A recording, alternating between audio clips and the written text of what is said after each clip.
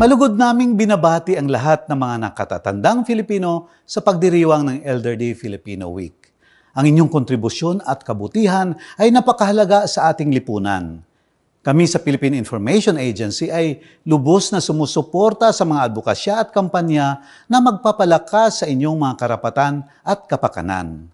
Sa pagdiriwang na ito, nais naming ipahayag ang aming taus-pusong suporta at pagkilala sa inyong mga tagumpay at nagawa sa loob ng maraming taon.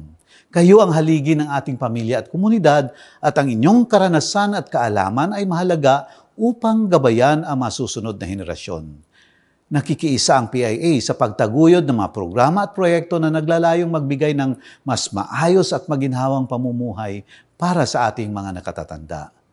Ipinapahayag namin ang aming pangako na patuloy naming isusulong ang mga isyu na may kaugnayan sa inyong kalusugan, seguridad at kasiyahan.